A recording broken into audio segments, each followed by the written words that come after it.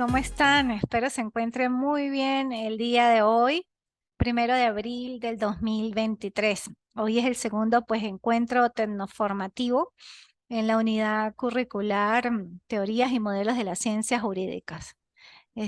¿Sí me ven bien y me escuchan bien? Sí, perfecto, doctora, se Sí. escucha bien. Sí. Ok, no están viendo algo más, ¿no? Porque en la Buenas pantalla. tardes, doctora. Buenas tardes, ¿cómo está, doctora? La clase pasada pues dimos un breve repaso, de lo que son las teorías, vimos la teoría por Kelsen. Hoy vamos a hablar del surrealismo, de la teoría tridimensional de las ciencias del derecho. Y pues también las diversas evoluciones que ha tenido pues la conceptualización o definición del derecho que son necesarias para que ustedes pues como que observen y establezcan esa cronicidad del derecho, que son muchos los aspectos o las teorías que han tratado de definir el derecho, pero en realidad pues el derecho es algo que no es unívoco, o sea, la definición como tal es amplia, lógicamente que las más por decir, determinadas son aquellas que indican que el derecho efectivamente es un conjunto de normas y que nacen para regular el comportamiento del hombre en la sociedad. Lógicamente que sobre esa definición es por eso que se han avistado o han nacido o han emergido diferentes puntos de vista o teorías para darle una definición o una conceptualización al derecho. La definición del concepto de derecho, como dicen muchos autores, es sin duda alguna la reflexión esencial que debe coronar o que debe existir en la faena de la filosofía jurídica. ¿Por qué de la filosofía jurídica? Recuerden que la filosofía es la ciencia que estudia el conocimiento. Y si vamos a lo que es la etimología de la palabra filosofía, es amor a la sabiduría o amor al conocimiento.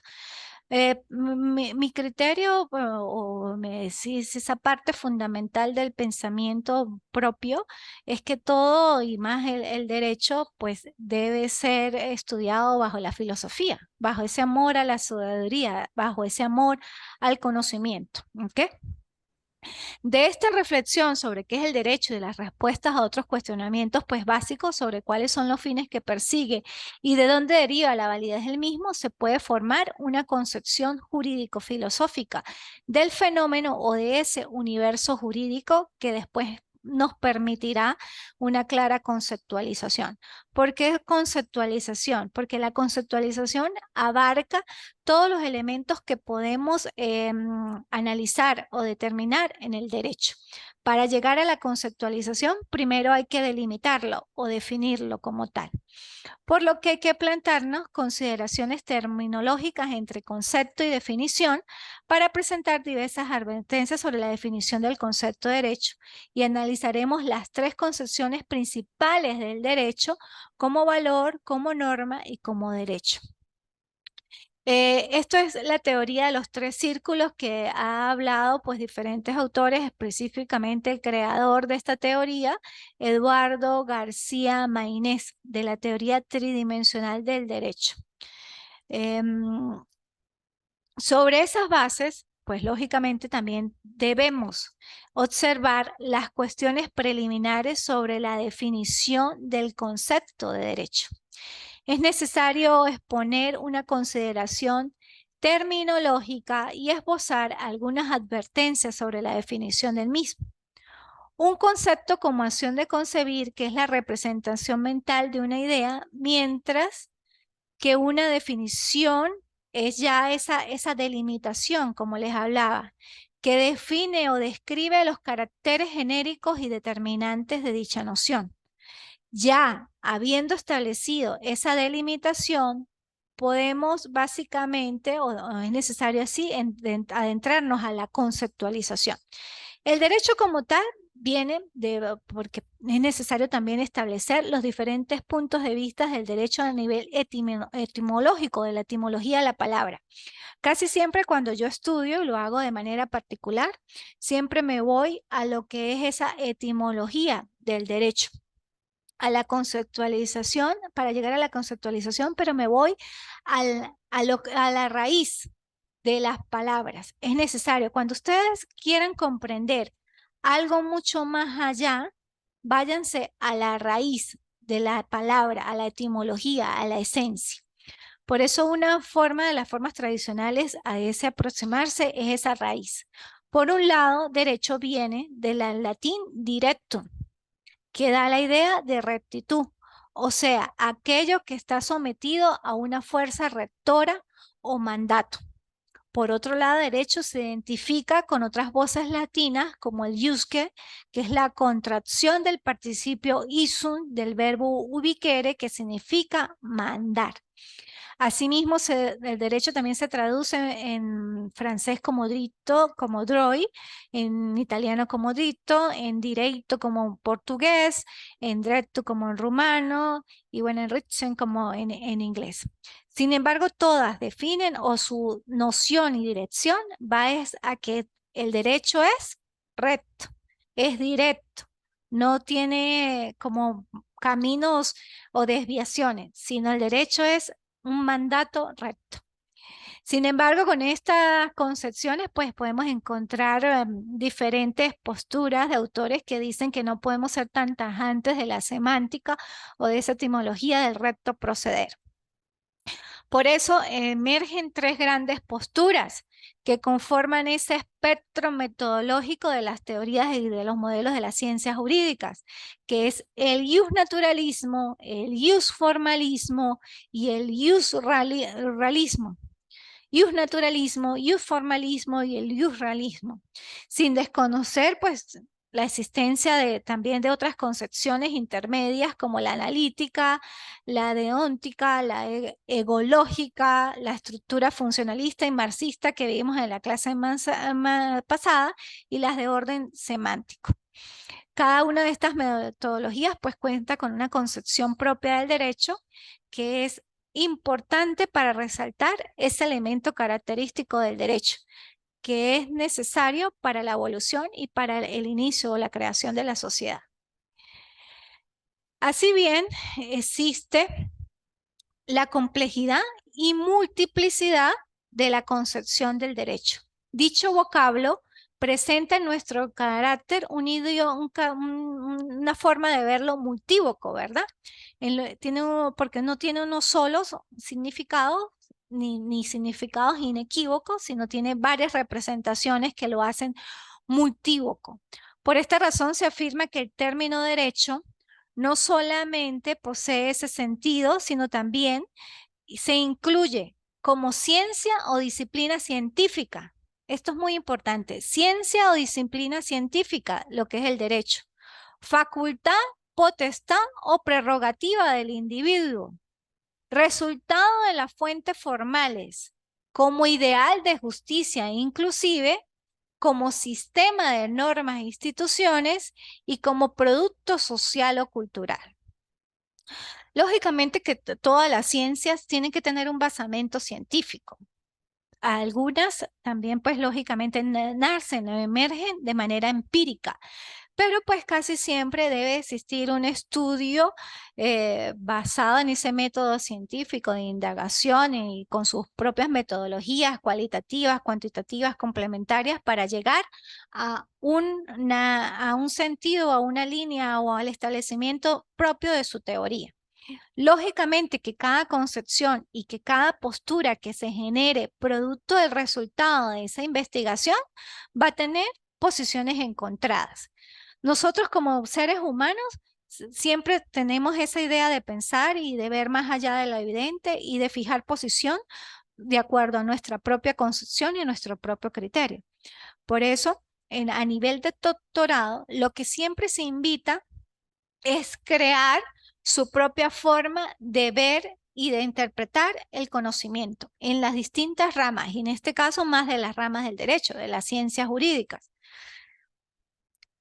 Ahora bien, ese derecho como ciencia jurídica o ciencia del derecho diversos autores han apautado que se utiliza pues de manera confusa y muchas veces de manera errónea para designar tanto a la ciencia o la disciplina científica como al objeto de estudio de la misma, por lo cual el dilema de usar el mismo vocablo en ambas connotaciones y puede evitar o genera incongruencias por exigencias inclusive de método. ¿Por qué de método? Porque si ustedes ven derecho como ciencia jurídica o ciencia del derecho, todo lo jurídico pudiera comportar, pues lógicamente, pensamientos de derecho. Y si vamos a aspectos de derecho, pues lógicamente esos aspectos de derecho comportan aspectos o elementos jurídicos. Pudieran considerarse sinónimos, por eso, o sea, el derecho no se puede considerar netamente que como ciencia jurídica o ciencia del derecho. Igualmente, pues aquí entra también el plano del conocimiento de las cosas divinas y humanas, la ciencia de lo justo y de lo injusto y el arte de lo bueno y de lo justo. Por otra parte, pues también es necesario hacer referencia a la discusión del carácter científico del derecho y pues han surgido dudas sobre la cientificidad del derecho y de otras disciplinas que derivan en gran medida de, pues, de esa crisis sobre afirmación o no de posturas, ¿no? Por eso, afirmar o negar la cientificidad de una disciplina no debe depender de que ésta utilice un método determinado o no, sino del rigor objetivo y racional del que se trata de comprender y explicar el universo que nos rodea. Lo que sí sabemos, que el derecho nace producto ¿de qué? De la necesidad de la sociedad. La sociedad prácticamente hizo que el derecho surgiera. Era necesario que se regulara todos los diferentes aspectos o contextos del hombre en sociedad. Por eso, pues, nace el derecho.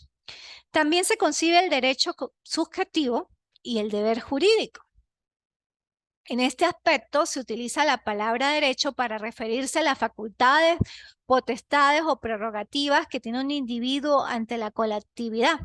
No obstante, una cosa es el derecho y otra cosa muy distinta son las facultades, potestades o prerrogativas que de él se derivan. Por eso no podemos hablar muchas veces a la ligera cuando decimos es que es mi derecho a la libertad, es mi derecho a la salud. Estamos utilizando la palabra derecho, pero el derecho lo estamos, esa palabra derecho, que lo vamos a ver hoy inclusive a nivel del ya finalizar de la clase, lo que es el lenguaje jurídico. O sea, el derecho, en ese contexto del derecho yo estoy utilizando la palabra pero como complementaria a una garantía fundamental. No estoy utilizando la palabra derecho como un conjunto de normas que comportan o regulan el comportamiento del hombre en la sociedad. Ve que son diferentes la forma inclusive de utilizarlo. Y eso es parte del derecho subjetivo y es parte del lenguaje jurídico que habla Carl Oliver Cronan. Derecho como norma o ley. Tradicionalmente se confunde el derecho con el producto o resultado de sus fuentes formales, pero el derecho es algo muy diferente de los lugares de donde brota o de los modos en que surge, porque sin duda estos serán útiles para reconocer cuándo estamos hablando de derecho como norma o derecho como ley. Así es necesario aclarar que una cosa es el derecho y otra las normas o reglas que se deducen de este por medio de las diferentes fuentes formales, como son la ley, la jurisprudencia, la costumbre, la doctrina, los principios generales del derecho y la equidad. Cuando hablamos de norma y ley, ¿qué es norma y qué es ley?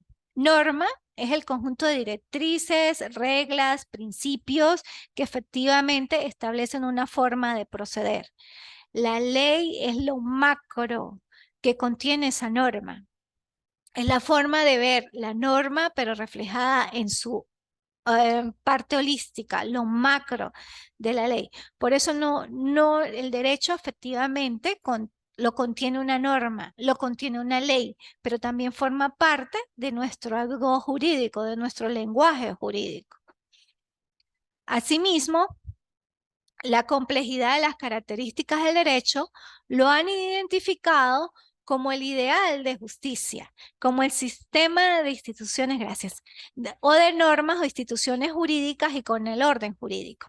¿Por qué como el ideal de justicia? Porque a veces nosotros efectivamente, cuando estudiamos derecho, muchas veces cuando yo le pregunto a los pioneros en el inicio de la carrera, sí, los bachilleres o cualquier persona que quiera estudiar derecho, ¿por qué estudian derecho? Me dicen, porque quiero hacer justicia, porque quiero ver la justicia hecha realidad, porque me encanta la justicia. Ajá, pero ¿cuál es el trasfondo de la justicia? Lo que hablábamos inclusive en la clase pasada, ¿qué es la justicia? Entonces le pregunto qué es la justicia. Bueno, la justicia es darle a cada quien lo suyo, es que todos seamos iguales. Entonces, son términos que se pueden llegar a confundir, pero que lógicamente a medida de la evolución de la carrera uno puede perfectamente determinar cuándo el derecho es como un conjunto de normas, cuándo el derecho es como ideal de justicia, cuándo el derecho lo vemos inclusive como un valor o como un derecho subjetivo. Por eso es una universalidad de características que compone el derecho, inclusive como deber subjetivo.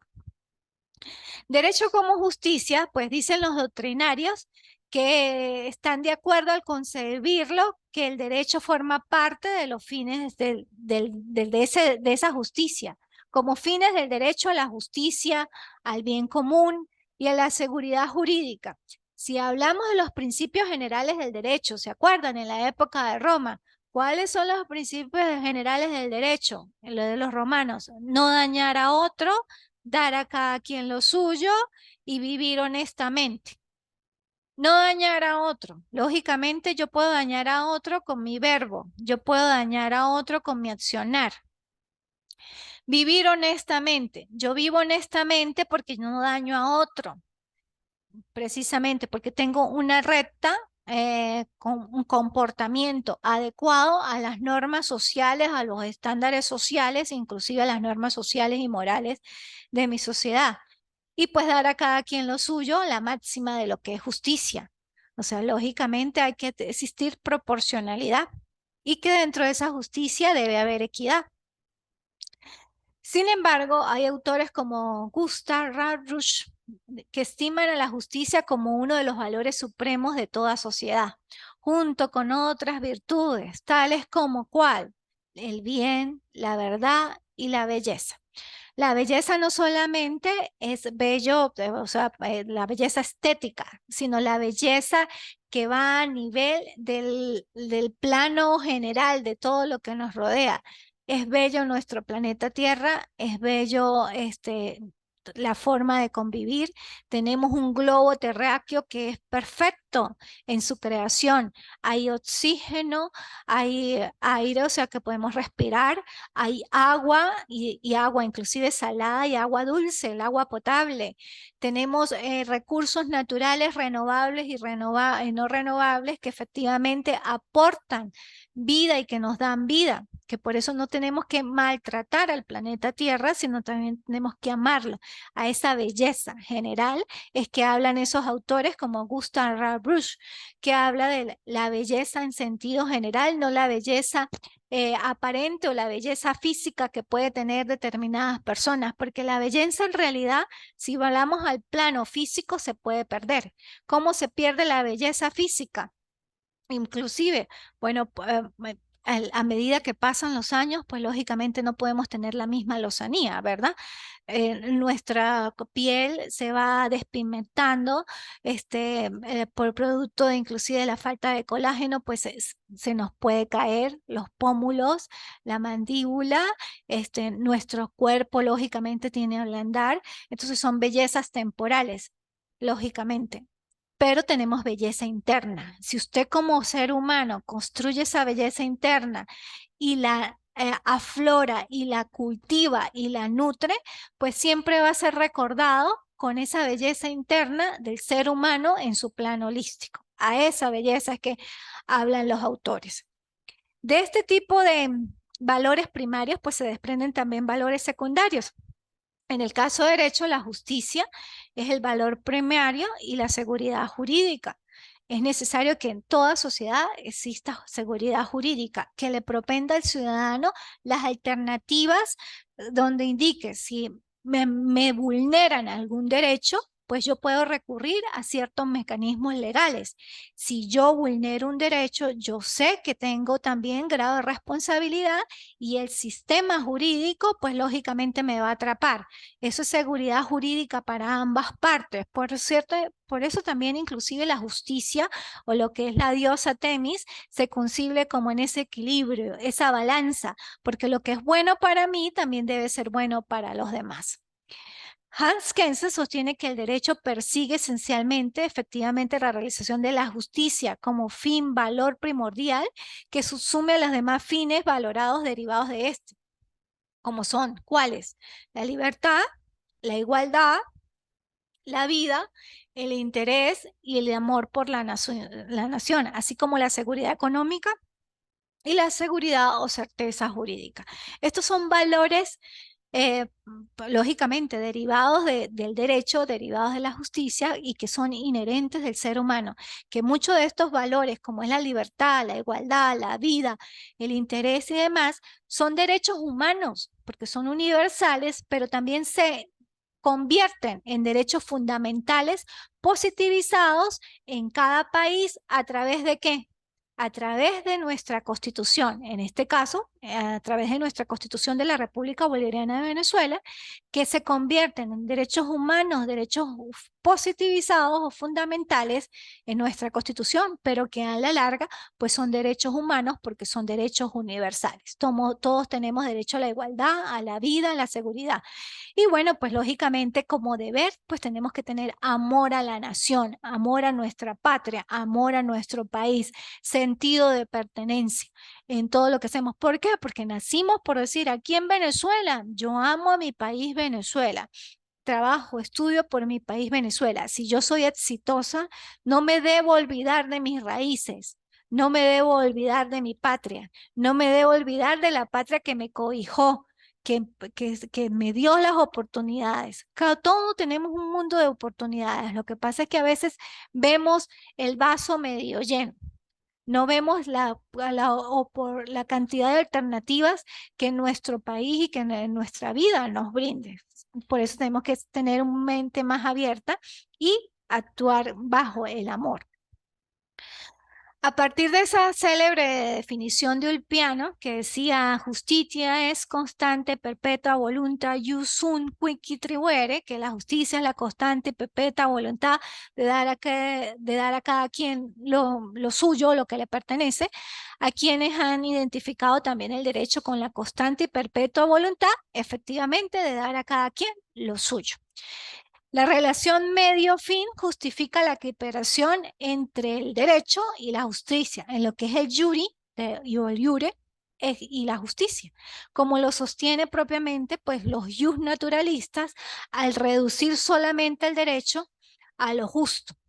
No obstante, el derecho y la justicia no siempre son sinónimos. Por eso es con el que yo le dije, hay que apartar lo que es el derecho de la justicia, no son sinónimos. El derecho como sistema normativo o sistema jurídico. El derecho se expresa a través de normas. Es necesario, ¿verdad? Expresarlo a través de normas. Pero no se debe confundir con el sistema normativo ni con el orden que de ellas emana. No. Si bien se expresa a través de normas, no es propiamente el sistema jurídico, que eso lo vamos a ver en la tercera clase, lo que son los sistemas normativos y los sistemas jurídicos. Las normas jurídicas, juntos con las morales, las religiosas y los convencionalismos sociales, forman un complejo normativo que lógicamente regula la actividad humana. Ahí sí llamamos a ese campo, ese sistema normativo. Las normas son reglas de comportamiento o conducta obligatorias y prescriptivas. ¿Por qué? Porque imponen deberes, pero también confieren derechos. Me dice, usted tiene estos derechos, pero usted también como ciudadano tiene estos deberes y tiene que cumplirlos. Por eso son imperativas, impositivas. De este modo, pues la obligatoriedad es algo inherente a toda norma y no solamente a las normas jurídicas. ¿Por qué a todas normas? Porque inclusive vámonos al plano de normas morales. Una norma moral, y puede ser incluso una norma de orden educacional, pero no está tan establecido de manera tácita, es supongamos que yo viniera a dar clases en traje de baño. ¿Yo puedo venir a clases en traje de baño? ¿Sí o no? Sí puedo, sí puedo. ¿Por qué? Sí Cuando puede, nadie me lo permite, me lo prohíbe, sí puedo, ¿verdad? Lo que pasa es que no debo, no debe. no debo hacerlo.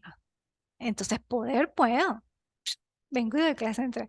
Lo único que me van a decir, la doctora, quién sabe qué le pasó, me pueden sí sacar de la clase las autoridades y decir, doctora, usted no está en condiciones aptas para dar clase de esa manera, porque está incumpliendo una norma moral, lógicamente, pero yo puedo llegar de esa manera. Entonces, esa es la forma de inclusive de la obligatoriedad de las normas. Es una norma moral, es inherente a mí y que como valor moral, inclusive, yo tengo esa imperatividad de que internamente no lo debo hacer. O sea, internamente yo misma me regulo. No, Adriana, ¿cómo vas a ir a dar clases de esa manera? Entonces, es de manera imperativa, es obligatoria para mí, pero con base también a un valor ya como persona adquirido. Entonces, por eso me dice que la obligatoriedad de las normas es a todas las normas y no solamente a las normas jurídicas. Las normas jurídicas son además bilaterales, externas, heterónomas, coercibles. Sus características permiten diferenciarlas de otras normas. Esas normas jurídicas, como ya indiqué, imponen deberes jurídicos y obligaciones, confieren derechos subjetivos o facultades, tratan de mandar de un determinado modo la conducta externa del hombre, se aplican a toda la sociedad independientemente de su voluntad e implican la posibilidad de exigir su cumplimiento incluso de manera no espontánea al hacer uso de ¿qué? De la fuerza pública. Lógicamente que las normas jurídicas, aparte de ser imperativas, obligatorias, pues comportan esa parte del poder punitivo, de esa fuerza del Estado que las hace cumplir. ¿Por qué las hace cumplir el Estado? Porque él tienen que en sus manos el jus ponendi, el poder punitivo. Y lógicamente de ese poder punitivo deviene el control social formal.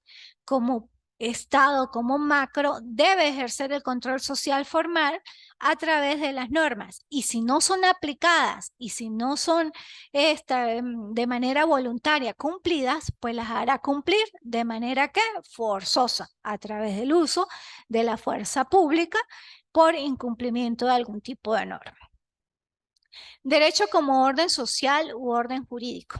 El derecho se refiere indefectiblemente a la vida humana en sociedad, lo que hablábamos. El derecho nace por y para la sociedad. O sea, él nació y emergió efectivamente por y para la sociedad. Es un fenómeno social y como tal un producto cultural. ¿Por qué producto cultural? Porque el derecho como tal en todos los países no es el mismo.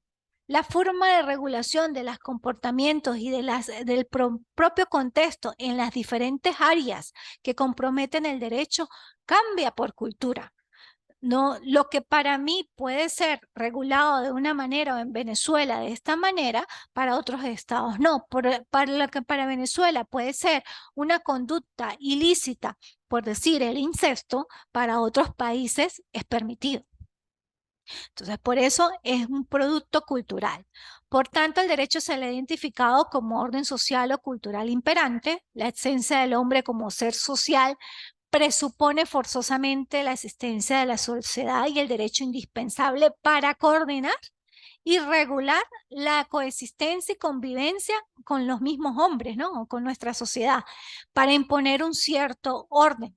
La vida social no se concibe sin el derecho, que es una condición netamente de existencia, porque si no existiría anomia, o sea, caos, desorden. Si supongamos existiendo derechos, existiendo normas, existiendo leyes, existiendo formas de controlar y regular el comportamiento, se infringen, ahora imagínense no existiendo esa normativa, pues lógicamente sería peor. Entonces es necesario pues controlar al ser humano abajo todos estos normas y forma parte pues de las ciencias jurídicas y de los modelos de la ciencia jurídica. Es necesario igualmente pues referirnos a los que los autores hablan del sistema jurídico con el orden jurídico. Eduardo García Mainés, cuando habla de la teoría de los 3 puntos, señala que el sistema normativo tiene su propia estructura y entre las normas que lo integran existen nexos que permiten considerarlo como una totalidad ordenada. Lógicamente, que al existir el derecho y al ir evolucionando, forma parte de ese sistema normativo, pero no es el sistema normativo en realidad. Ese sistema normativo lo cumple o lo abarca una infinidad de ciencias jurídicas y de normas destinadas a conformar ese mundo normativo. Sin embargo, una cosa es el sistema de normas que implica la existencia de un orden entre sus preceptos, disposiciones y supuestos. Lógicamente, que al establecerse el derecho en norma tiene unas disposiciones, ¿verdad? Pero también hay supuestos. Todas esas disposiciones conllevan a un supuesto que tiene que ser de una manera posteriormente interpretado. Y ahí ya viene lo que vamos a hablar próximamente del lenguaje jurídico. Ahora entremos propiamente a las corrientes esas de la filosofía jurídica, del justnaturalismo, el justformalismo y el justrealismo. La concepción del derecho en estas corrientes de filosofía jurídica, pues comportada en esas 3 escuelas, se derivan de la siguiente forma. En cuanto al justnaturalismo, para los justnaturalistas, el derecho deriva de la esencia del hombre. El derecho es la suma de potestades y prerrogativas inherentes o consustanciales al ser humano. Por tanto, el derecho como objeto de estudio se reduce al derecho natural o justo que fundamenta el contenido del derecho, es decir, al derecho intrínsecamente justo, cuya validez es objetiva y es material. Entonces, lo más importante que deben saber del justnaturalismo, como su misma palabra lo dice, derecho natural, es eso, el derecho deriva del hombre. La validez del derecho deriva necesariamente de la esencia del hombre. El justformalismo, por su parte, dice que la apertura que experimentó ese justnaturalismo al desarrollarse la corriente laico-racional, o sea, ellos establecían entre esa esencia del hombre natural y racional, permitió que la explicación del derecho como algo de acuerdo a la naturaleza del hombre, pero como ser racional. O sea, dicen que sí, efectivamente, el derecho viene de la esencia del hombre, pero del hombre racional, no del hombre natural, sino del hombre racional. A esta doctrina se le identifica como positivismo también, pero después fue considerada netamente como formalismo. Al respecto, en la ley de los 3 estados, que también habla Augusto Comte, describió e identificó 3 etapas en la evolución del pensamiento humano, de ese comportamiento racional.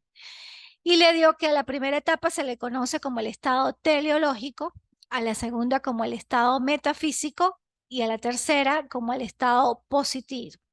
Sin duda el derecho pues ha pasado por esas etapas. ¿Por qué?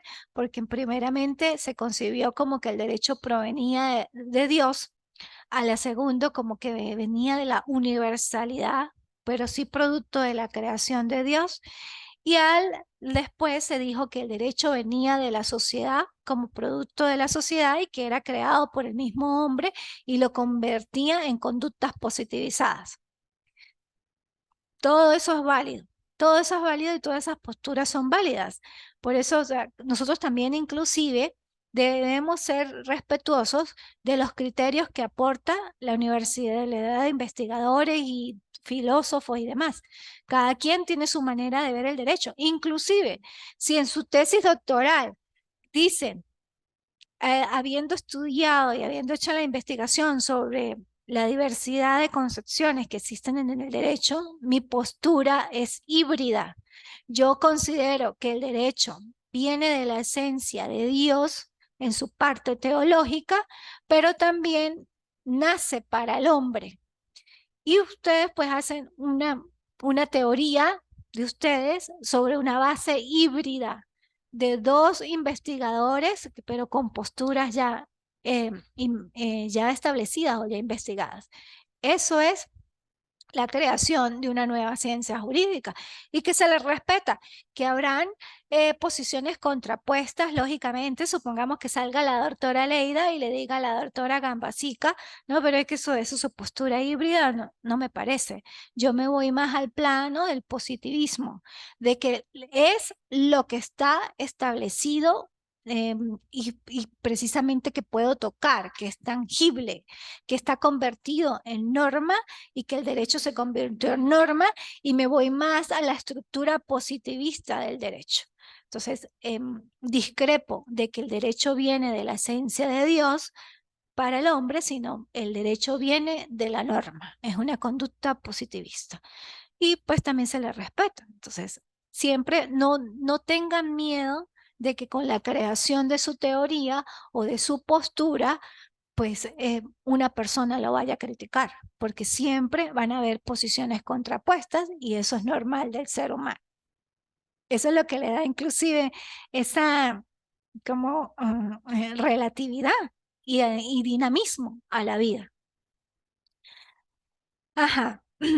De este modo, pues el positivismo invadió todas las ciencias sociales e inclusive a la filosofía. Por supuesto que la ciencia jurídica pues no fue la excepción en ese momento. El positivismo lo compartía la adversión contra las especulaciones teológicas y las construcciones metafísicas, pero sí existe netamente el positivismo en la separación estricta del derecho de la ética, moral y religión, así como su independencia de toda consideración valorativa, porque se debe limitar, como lo sostiene uno de los grandes autores, Julius Stone, creo que es como la actriz Stone, a un análisis de interrelaciones lógicas entre las normas jurídicas.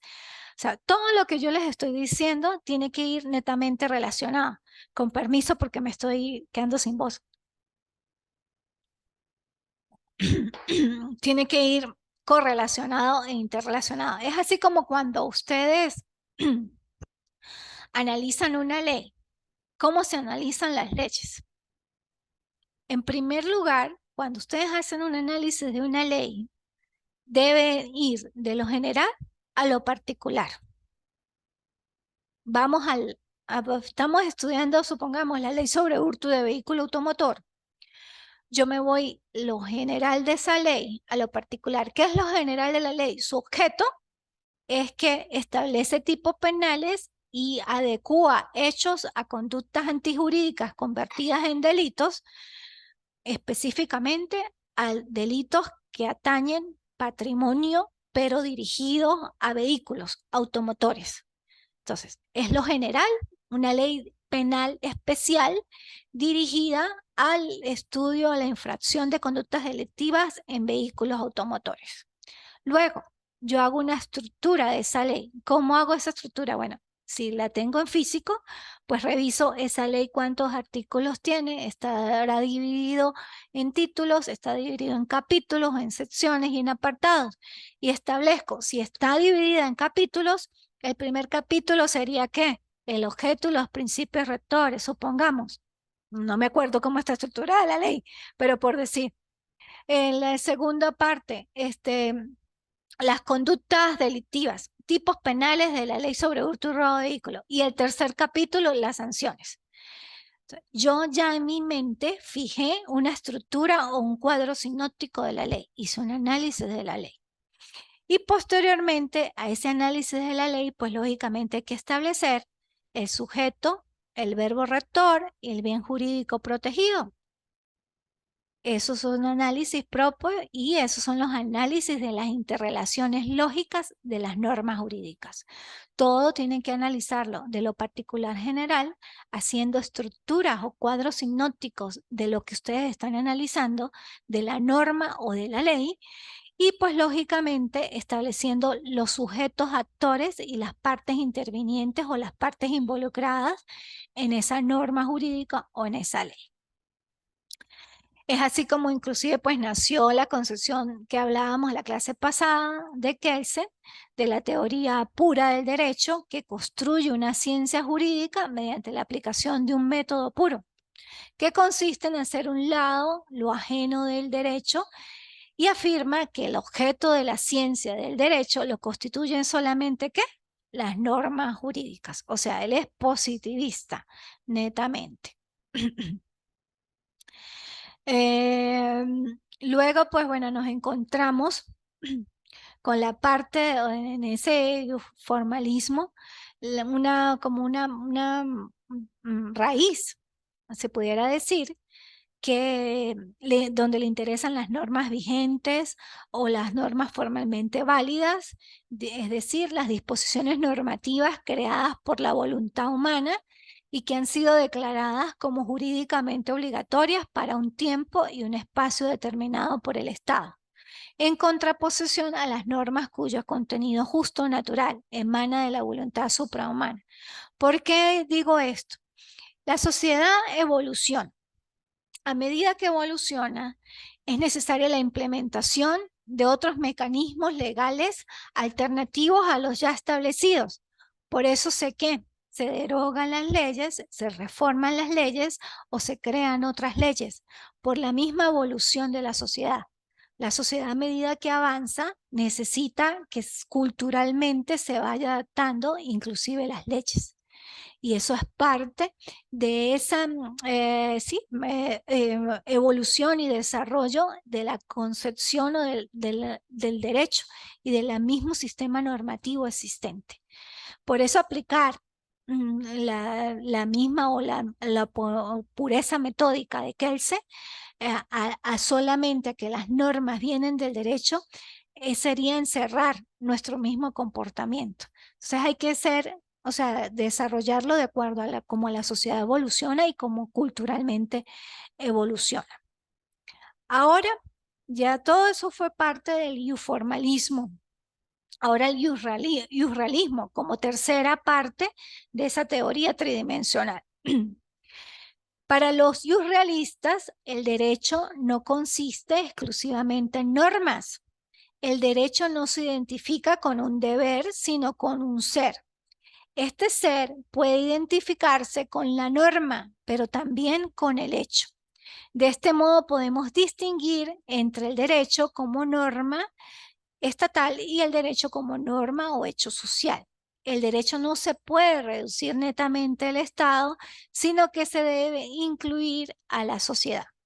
Ella tomó parte del naturalismo, parte del formalismo y creó el realismo, que efectivamente dice, y lo que hablábamos, que el derecho evoluciona conforme evoluciona la sociedad y que es necesario incluir a la sociedad en la aplicación del derecho. Eso es lo que dice es el realismo. No consiste exclusivamente en normas, sino que forma parte y que se debe incluir, pues lógicamente, a la sociedad. La ciencia de esta es hora y media, creo. Pero pregúntele al doctor Giorgi porque creo, disculpen, que me dijo que esta clase era hora y media. O sea, me quedan, por favor, y me avisa. Ajá. La ciencia del derecho se debe ocupar fundamentalmente del ser, de la conducta humana entendida como un conjunto de fenómenos, hechos o eficaces o reales, y no netamente de las normas formales y vigentes, sino pues debe ser creación y producto de la evolución de la sociedad. Eso es lo que dice, pues lógicamente, el realismo. Uno de los como principales autores o sostenedores o sí, o que afirman de esa base, pues el Ross afirma que es absolutamente imposible reducir el derecho exclusivamente a través de normas separadas e independientes de las conductas humanas y de los propósitos sociales. Vamos a lo mismo. O sea, esas normas, las normas que se cree y que establece el Estado, no pueden apartarse de la conducta humana. Siempre se hacen conforme al desenvolvimiento del ser humano y de la propia conducta humana, porque es una realidad social. Y conforme a esa realidad social se deben establecer las normas, no solamente las normas jurídicas, sino las normas en sentido general. La teoría de Ross se acerca en parte a la de Kelsen, por lo que se le considera como parte del género positivista, porque sí habla de normas y que lógicamente tienen que estar vigentes. Ah, sí, entonces, ok. Bueno, nos quedan 5 minutos. Me dijeron que tenía que terminar a la 1. Bueno, ese es el surrealismo. La tridimensionalidad forma parte de la tridimensionalidad del derecho, pero cuando hablamos ya propiamente de la tridimensionalidad del derecho, eh, debemos ver al justnaturalismo que le interesan, ¿qué? Los valores. Al formalismo que le interesa, ¿qué? Las normas. Y al realismo que le interesan los hechos. Entonces, 3 palabras claves para que a veces, porque uno con las escuelas, pues ahí les confunde. Entonces, naturalismo, valores. Formalismo, normas. Y realismo, hechos. Esa es la tridimensionalidad del derecho. Forma parte pues de la teoría de los 3 círculos de García Mainés. Igualmente pues un análisis más profundo puede formar parte de esa misma concepción y en su aspecto axiológico habla del derecho como valor, el derecho como norma y derecho como realidad, que es lo que hablamos anteriormente. Y bueno, pues la conclusión, rapidito ustedes, algún aporte. Ya pues para la otra clase veremos lo de Carl Oliver Crónica del lenguaje jurídico y hablaremos un poco del sistema jurídico. Ojalá que la próxima clase sí me den 1 hora y media porque me dijeron que era 1 hora y media y mire, ya me están cortando. Ajá, ¿alguna pregunta? ¿Qué les pareció la clase? Es un poco pues complejo por los términos, pero es necesario porque es teoría y modelos de las ciencias jurídicas, que es la base de las ciencias jurídicas y pues de toda esa cronicidad e historicidad que ustedes pues deben saber. Ajá, ¿algo que me quieran comentar? Doctora, con lo que es la tridimensionalidad, es como una evolución, ¿verdad? Histórica, es lo que yo estoy viendo, porque parte de valores, normas y hechos. O sea, en un principio fue valores, ya después de que fue evolucionando, se dieron cuenta que eran las normas y ya, en la actualidad lo que son se enfoca en lo que son los hechos, ¿sí? Lo que usted acaba Se de pudiera explicar. decir que es evolución, pero en realidad son posturas. Son posturas, doctora Catherine. Son posturas que cada quien opina de que el derecho evoluciona conforme a valores, que el derecho evoluciona es conforme a normas y que el derecho evoluciona conforme a hechos. Son posturas. Por eso les digo que ustedes pueden crear su propia postura, inclusive siendo híbrida. Yo considero que el derecho evoluciona y que es conforme a valores y normas o conforme a valores y hechos. Entonces, son posturas que tratan de explicar cómo o cómo nació el derecho y qué es lo que el derecho y a dónde va dirigido el derecho. Perfecto. Usted saca su propia conclusión. ¿Alguien más que me quiera decir? Por lo menos mi parecer, yo digo que el derecho evoluciona conforme a la sociedad. Nace por y para la sociedad, lógicamente como forma o mecanismo de regulación de comportamiento, y no solamente de comportamiento delictivo, sino comportamiento en todos los ámbitos. ¿Por qué? Porque si vamos inclusive al plano de la propiedad, cuando hablamos de ese derecho a la propiedad, o sea, yo soy propietaria, por decir, una extensión de terreno, y como soy propietaria tengo derecho, pero ¿qué pasa si me invaden ese terreno o si lo venden doble, si hay una estafa, me está afectando el derecho a la propiedad y está extrapolando ese derecho a que yo acuda a los mecanismos legales pertinentes para hacer valer mi derecho. Entonces, lógicamente que fue necesario regular inclusive todo ese contexto de la sociedad por su misma necesidad. Entonces el derecho nace por necesidad, pero nace por y para la sociedad, que lógicamente tiene que estar establecido en normas, normas tangibles como las normas que tenemos en leyes orgánicas, leyes especiales, leyes ordinarias, pero también normas como seres humanos, y ahí abarca el ámbito de las normas morales y de las normas religiosas inclusive. Claro, tenemos un código canónico, pero las normas religiosas que no están establecidas de manera papel o de manera latente. Entonces, son normas, o sea, internas del ser humano, pero nace por el ser humano, nace por y para la sociedad. Doctora, te tocó un punto bueno, que me afecta personalmente, ¿no? Cuando hablan del cumplimiento de las normas y que van evolucionando. Entonces, hoy en día, pues yo me he dado cuenta de que muchas, pues no se cumplen, ¿no? O sea, de las que están plasmadas en la sociedad, simplemente por un complot puede ser internamente en el sistema jurídico, vamos a decirlo así, ¿no? Se lo digo porque lo estoy viviendo. Entonces, a veces es injusto porque hay muchas normas, pero en realidad las aplican de acuerdo a la manera y al amiguismo. Usted me dice de la evolución, ¿no? Lamentablemente, pues se ha visto así y lo estoy viviendo. Entonces, cuando dicen que se adaptan a la sociedad, pues a veces yo lo veo que como es difícil. Ya hoy en día, pues eso como que no se está cumpliendo. Pues doctora, ahí a usted yo la invito que usted recurra a los mecanismos legales pertinentes para hacer valer su derecho. O sea, no haga omisión solamente porque observó que no se aplicó de determinada manera, que puede ser que para usted no debía de aplicarse de esa manera, pero para la otra parte así. Pero si usted considera que hay ultraje o vulneración de sus derechos, existen otras instancias donde usted puede, pues, hacer uso de su derecho y denunciarlo. Pero ¿qué pasa si no se denuncia? Pues lógicamente nos volvemos cómplices de esa, pudiera ser, sí, algo, situaciones inusuales que se están observando. Porque yo me quedo callada porque tengo miedo y porque lógicamente no lo puedo hacer o porque considero que si lo hago puedo sentirme amenazada. Pueden pasar muchas situaciones, pero la cuestión es intentarlo, porque si no se intenta, pues usted va a quedar con la duda. Entonces no va a saber si el mecanismo superior que debe regular el comportamiento de esa otra persona pudiera generar efectivamente una actitud, una actividad sancionatoria a esa persona que no está cumpliendo la ley como debe ser. Entonces, ¿quién infringe el cumplimiento de la ley? Es el ser humano, es la persona que está investida de autoridad en ese momento.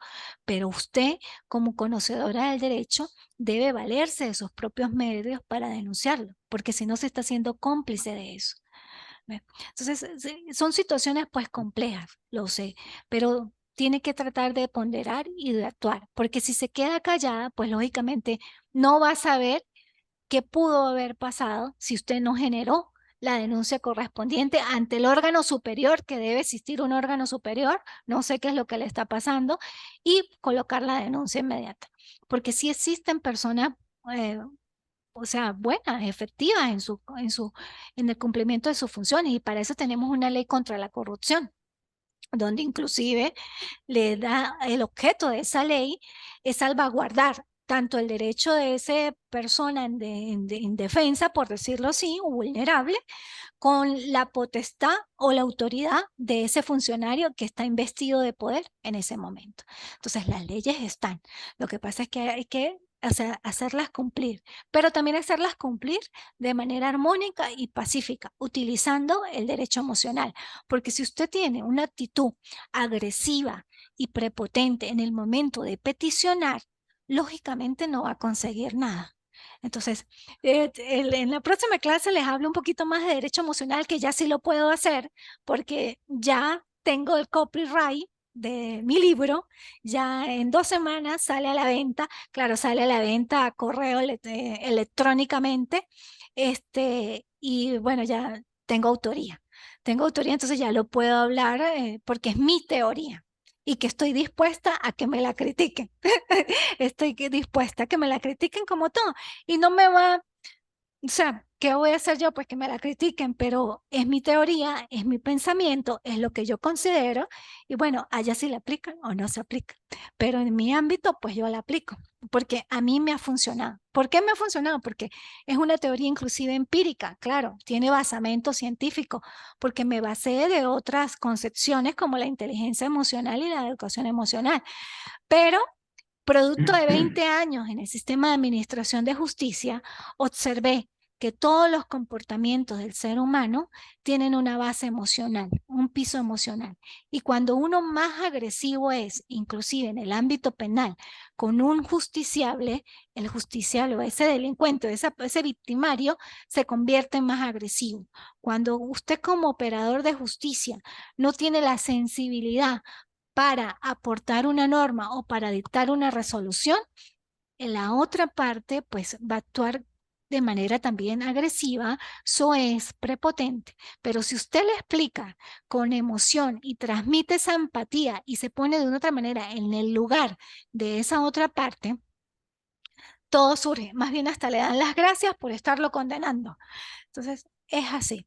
Le dan las gracias por estarlo condenando y usted a pesar de que lo está condenando.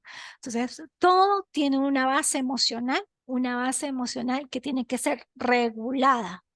¿Y cómo tiene que ser regulada? Con el derecho, inclusive, pero basada en la justicia y la equidad, como una alternativa universal de resolución de conflictos, que siempre van a existir conflictos. Sí, porque hay conflictos jurisdiccionales, hay conflictos emocionales, de pareja, en el hogar, siempre. Pero va a depender una resolución armónica y pacífica de cómo usted regule ese conflicto y cómo regule sus emociones en el momento de solventar ese conflicto. Entonces, así son las ciencias jurídicas inclusive. O sea, a medida que avanzan, lógicamente, hay conflictos y surgieron conflictos en la evolución, pero la mejor forma de resolver esos conflictos es teniendo un, un adecuado establecimiento de las emociones con base a la racionalidad, porque no solamente es pensar con el corazón, sino es que exista congruencia de la razón con el corazón. Si no existe congruencia entre su cerebro, su corazón y inclusive su tripa, como dicen los españoles, pues lógicamente no va a haber un equilibrio en la llamada diosa Temis. Bueno, nos vemos en la próxima clase, hablamos un poquito más de eso y algunos puntos del programa. Sin embargo, yo los invito a que ustedes el programa lo traten de profundizar más, porque ves que estos espacios pues no dan suficiente para yo hablar de todas esas teorías. Entonces, revisen, lean, consulten y bueno, estos espacios también son para socializar, ¿ok? Bueno, que estén muy bien y feliz fin de semana, feliz Semana Santa, y Dios los bendiga. Chao.